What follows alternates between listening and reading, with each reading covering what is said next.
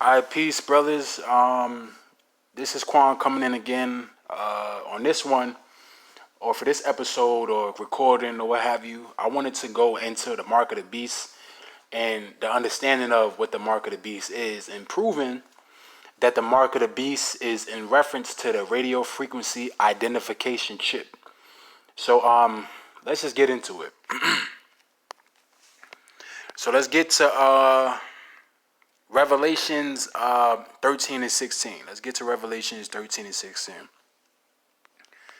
All right. So Revelations 13 and 16. Excuse me. And he causeth all, both small and great, rich and poor, free and bond, to receive a mark in their right hand or in their foreheads. Verse 17. And that no man might buy or sell, save he that had the mark, or the name of the beast, or the number of his name. Verse 18, here is wisdom. Let him that hath understanding count the number of the beast, for it is the number of a man, and his number is 603 score and six, which means what? 666, obviously. So, how do we identify what the mark of the beast is based off of Revelations 13, 16, 13, 16 through 18? You do that by what? Knowing the money system. If you don't understand the money system, it's going to be hard for you to gauge what the mark of the beast is. In order for you to understand the mark of the beast, you have to understand the truth about the money system. And basically what the money system is a system in which it's based in usury on credit. Because the money that we use is fiat money. It's not real money. Real money is gold and silver. If you don't have gold and silver that substantiates the paper money, the paper note, then it's not real money. It's just fiat money. And basically, the reason why this society or America or what have you is in debt is because they keep printing the money.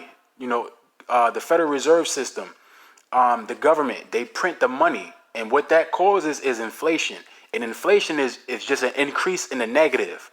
So when you have a constant increase in the negative, then that means that you owe. Because a central bank is presided over every country in the world.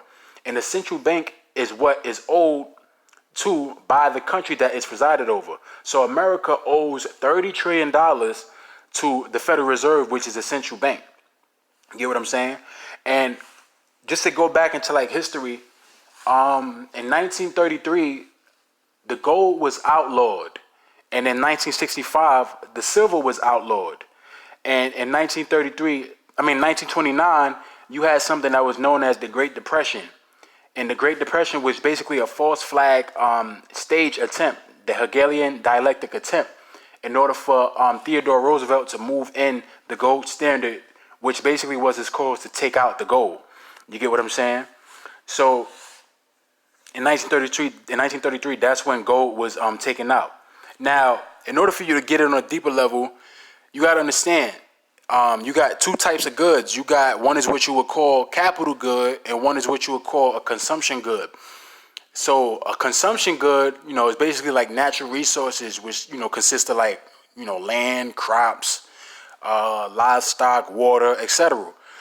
And capital goods, is like gold, silver, copper, metals, things that basically could be used as currency. You feel what I'm saying? So like at one point in time, gold was basically used as an accounting system. And it was used in which it substantiated how much one would have in consumption goods. You feel what I'm saying? And this is what all money systems are used for. In addition, to that, when somebody look at, their paycheck, from their job or whatever, and they see it, you feel what I'm saying? They usually look at how much money they made based off of that week's pay. And they gotta calculate how they're gonna spend their money from the budget because they got expenses and so on and so forth. And now, or back then, they would have like big bags full of gold or silver. And being that certain people would have too much of it, they wouldn't know what to do with it. So they came up with a system where you would go to a certain place and you would bring the big bag of gold to a certain place so they could store it somewhere. And the people at that place would give you a paper that would signify how much you had in the bag of money. You feel what I'm saying? And that's where the advent of paper money comes from. So, people don't really understand, like, real money is backed by gold and silver. So, like, if you got the paper money, like, the paper money that we have today, if it was backed by gold and silver, then it would be money, and you would have a stable economy, because you wouldn't have an increase in debt based off of the fact that it was outlawed. And that's all real money is. Real money is just paper money that's backed by gold and silver, or just gold and silver itself. If it's not backed by gold and silver, or if it's not gold and silver itself, then it's not real money. It's just basically an IOU slip. And an IOU slip is just something that you utilize when you go to the store and you levy in a tax to the cashier. That's all it is. Like, we're not supposed to be paying taxes. We're not supposed to be living in a society where everything is based on a credit-based system. Because it tells you in the book of Deuteronomy, thou shalt not lend on usury. This society, everything about this society is based in deception. Everything. From the money system to, the spiritual aspect with the Bible and the school, everything. You feel what I'm saying? They cover all their bases with duplicitousness. You feel what I'm saying? Duplicity. They cover all bases with subterfuge. As far as, in regards to the power structure, their job is to deceive the masses. They don't even live up to certain constitutional rights. They just tell the masses bullshit, because the masses don't read up on certain things like this. You get what I'm saying? So, not to digress, but just to go back into it, how do you identify what the mark is when you read Revelations 13 and 16? Well, you got to understand, the book of Revelations, what does revelation mean? It means to reveal, revelatory. So us right now, we living in the time of revelation, because a lot of things are being revealed unto us, like the color of Christ and so on and so forth. A lot of things are coming to the truth. Like, we living in a time of information and exposure. So in order for you to understand, what Revelations is speaking of, you got to understand what you see right now. You feel what I'm saying? Because in the book of Matthew 24, the Most High tells us that he would show us signs of the times to come. You get what I'm saying? And it tells you that Satan shall come down with strong wrath, because he knows that he hath but a short time. So you see all this stuff coming, and it is really increasing. It's really like exaggerated. Like, as far as all this immoral shit, all this wickedness. Like, you got people in Europe being taught that it's 100 genders and shit like that. That's because we are nearing the end. We are in the end times. And it's no different with the RFID chip. The RFID chip is going to be used by the government as a new form of currency. You feel what I'm saying? And when you read in context, Revelations 13 verses 16 through 18, hold on, I'm sorry, where it says, here is wisdom. No, where it says, and that no man, in verse 17, where it says, and that no man might buy or sell save he that had the mark.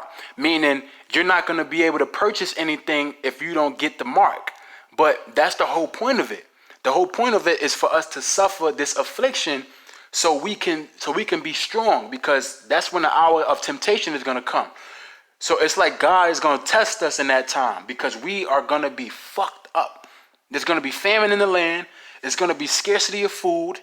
You're going to have martial law, and they're going to try to implement this new form of currency, because the debt system is going to crash. You feel what I'm saying? And when the debt system crash, that's when prophecy is going to come to fulfillment in regards to, the destruction that's going to come. You feel what I'm saying? So the mark of the beast is giving you an understanding of that. How do you identify the mark of the beast? Well, let's understand something. The Bible, like I said, was written in the Phoenician Hebrew and in the Greek. Old Testament, New Testament. New Testament written in the Greek, Old Testament written in the Hebrew. So you always got to understand what the Greek language is in regards to what it is written in the New Testament. In the New Testament, not the Old Testament, in the New Testament, because the Old Testament is the Hebrew. So when we look at the word mark in the Revelations, which is in the New Testament, it goes back to the Greek word charagma. And how do you know that? You identify that by having a Bible concordance and researching it in the Blue Letter or a Bible concordance or a Zandervan. So let me go into the Strongs. Let me go into the Strongs. The Strongs is the denotation of certain characters that's written in the Hebrew or the Greek to identify what word it is and what it means. So let me go to it real quick. So for this one, you got the Strong's G5480. The G is for the Greek, obviously. And you will have another Strong in the Hebrew for a certain word like, Mizraim or what have you. And that would be an H, so on and so forth. So Karagma, from the name or from the same as Strong's G5482, a scratch or etching, i.e. a stamp, as a badge of servitude or sculptured figure.